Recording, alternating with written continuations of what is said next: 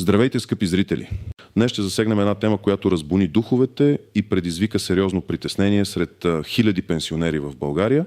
Тема, която може да докосне всеки от вас или някой от вашите близки. Чувате ли? Говорим за шокиращата новина, че пенсионери са били задължени да върнат миналогодишни допълнителни плащания. Да, чухте правилно. Защо се стигна до тук? Кой е засегнат? Какво може да направите? За да разберете всичко, останете с мен до край, защото информацията е критично важна. А сега, ако още не сте, абонирайте се за канала и харесайте това видео, за да достигне то до повече хора, които имат нужда от тази жизнено важна информация.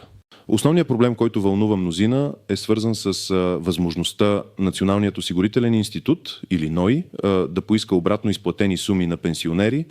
В годините преди това, обикновено когато имаше някаква грешка, тя се коригираше за бъдещи периоди или засягаше много по-малък брой хора, при това често с по-малки суми. Хората бяха свикнали, че ако веднъж получат някаква сума, тя е тяхна и няма да им бъде поискана обратно, особено когато става дума за допълнителни плащания или добавки към пенсията. Но сега ситуацията е различна, а усещането за несигурност много по-голямо. Какво се промени? Промяната не е в някакъв нов конкретен закон, който задължава всички пенсионери без изключение да връщат допълнителни плащания. По-скоро става въпрос за засилен контрол, прецизиране на административните процедури и в някои случаи за натрупване на грешки от минали периоди, които сега излизат наяве. Законодателството, касаещо недължимо получени суми, съществува отдавна, но практиката по прилагането му се изостря. С други думи, НОИ все по-стриктно и методично започва да прилага разпоредбите на Кодекса за социално осигуряване, които регламентират възстановяването на суми, изплатени без правно основание. Това включва пенсии, добавки, компенсации и други обезщетения. Това означава, че ако сте получили допълнителна сума към пенсията си през миналата година или дори по-рано, която според действащите правила не ви се е полагала, но и има правото да поиска тези пари обратно. А в някои случаи дори задължението да го направи.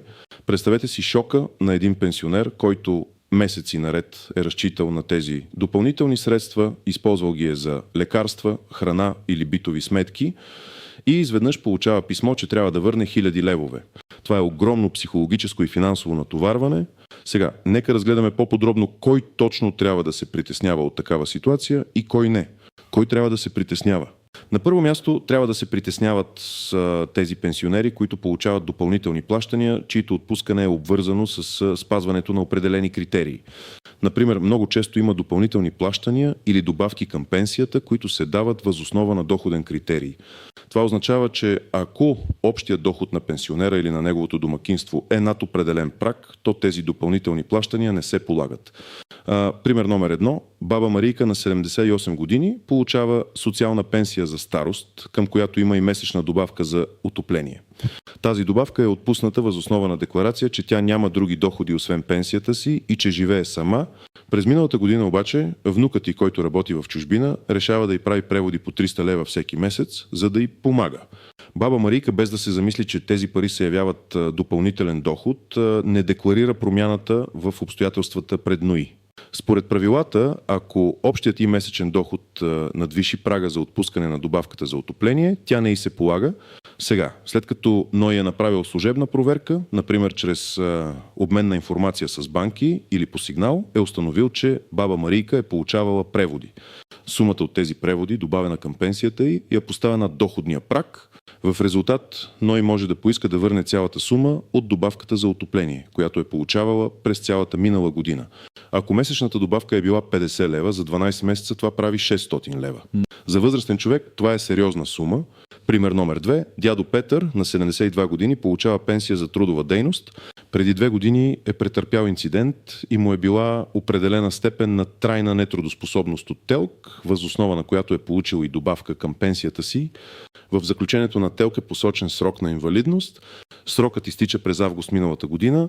Дядо Петър забравя или не знае, че трябва да се яви на повторна ТЕЛК комисия за преосвидетелстване, за да се установи дали степента на трайна нетрудоспособност продължава. Той продължава да получава добавката за инвалидност към пенсията си още няколко месеца, НОИ при проверка установява, че добавката е изплащана неправомерно след изтичането на срока на решението на ТЕЛК. Дори дядо Петър да се яви в последствие на ТЕЛК и да му се признае същата или друга степен на инвалидност за периода, през който не е имал действащо решение на ТЕЛК, получените суми са недължими. Ако добавката е била 80 лева месечно, а е получавана 4 месеца след изтичане на решението на ТЕЛК, това са 320 лева, които той ще трябва да върне. Пример номер 3. Госпожа Иванова на 65 години получава наследствена пенсия от починалия си съпруг. По закон, ако пенсионер, получаваш наследствена пенсия, сключи нов брак, губи правото си на наследствена пенсия. Госпожа Иванова, водена от лични съображения, сключва граждански брак преди година, но не уведомява НОИ за промяната в гражданското си състояние. Тя продължава да получава наследствената пенсия.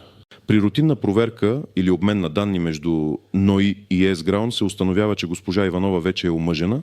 В този случай всички изплатени суми за наследствена пенсия след датата на сключване на брака се явяват недължимо получени и НОИ ще поиска тяхното възстановяване.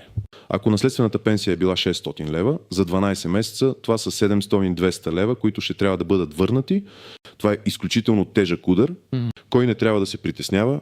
На първо място не трябва да се притесняват пенсионери, които получават само основната си пенсия и не ползват никакви добавки или компенсации, зависещи от доходен или друг критерий, които могат да се променят. Също така тези, които са били изрядни и са декларирали всички промени в обстоятелствата си пред НОИ, могат да бъдат спокойни. Ако сте сигурни, че сте изпълнили всички изисквания и сте предоставили актуална информация, вероятността НОИ да има претенции към вас е минимална. Важно е да знаете, че НОИ не може да иска обратно суми, които са били изплатени правилно, независимо дали става въпрос за основна пенсия или за законово определени добавки, които не зависят от променящи се обстоятелства. Сега нека разгледаме някои изключения от правилата, както и някои неочевидни капани и нюанси, за които е добре да сте информирани.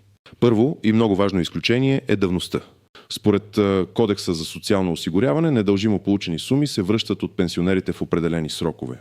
НОИ има право да иска обратно тези суми в срок до 5 години от датата на всяко отделно недължимо плащане.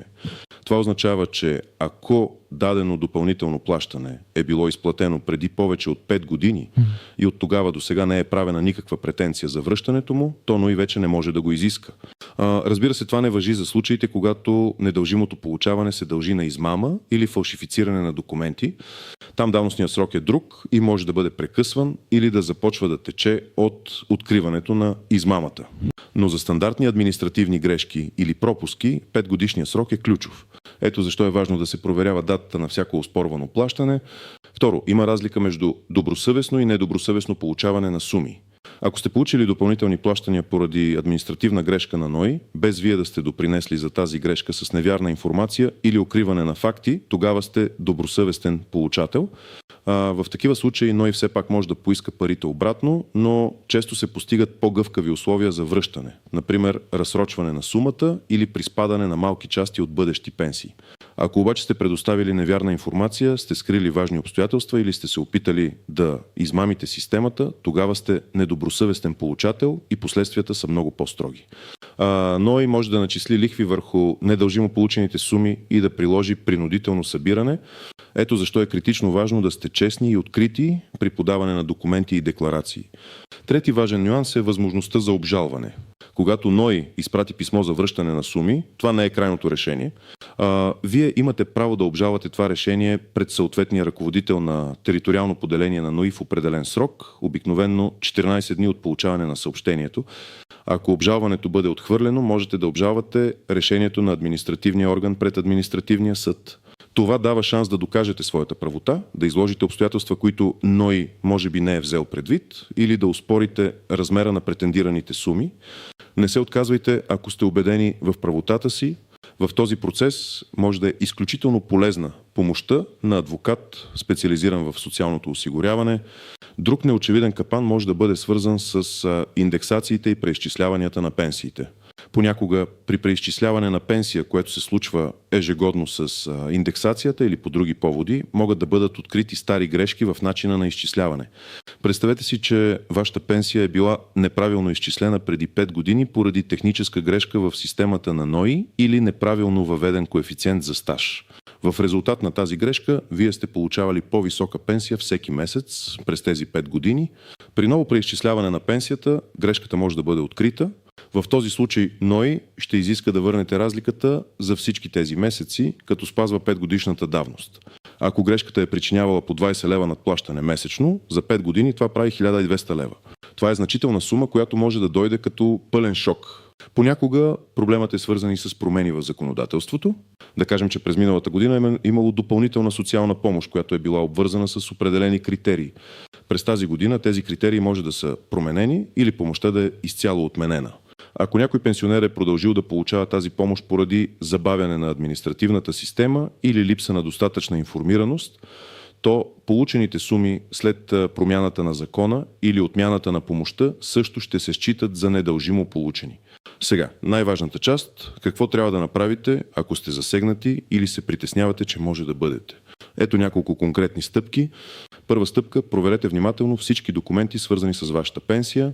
Това включва разпорежданията за отпускане на пенсия, последващи разпореждания за преизчисляване, както и всички месечни извлечения за получени суми. Не просто гледайте крайната сума, а анализирайте всеки ред. Има ли графа, доплатка, добавка, компенсация или помощ? Сравнете сумите от миналата година с сумите, които получавате сега. Търсете всякакви необичайни промени или колебания, които не могат да бъдат обяснени с официално обявените индексации. Съхранявайте всички писма и съобщения, които получавате от НОИ, дори ако ви се струват незначителни. Понякога важна информация се съдържа в дребния шрифт или в придружаващите документи. Втора стъпка. Ако получите писмо от НОИ, което ви уведомява за недължимо получени суми и изисква тяхното връщане, не изпадайте в паника и не плащайте веднага. Първо прочетете писмото много внимателно. Разберете точно какъв е проблемът, за кой период НОИ претендира, каква е сумата и на какво основание я изисква. В писмото трябва да е посочен нормативният акт, член от закон или наредба, който обосновава искането за връщане. Потърсете дата, от която започва да тече срокът за обжалване. Трета стъпка – свържете се с НОИ. Не се страхувайте да отидете лично до териториалното поделение на НОИ по местоживеене или да се обадите на информационния център.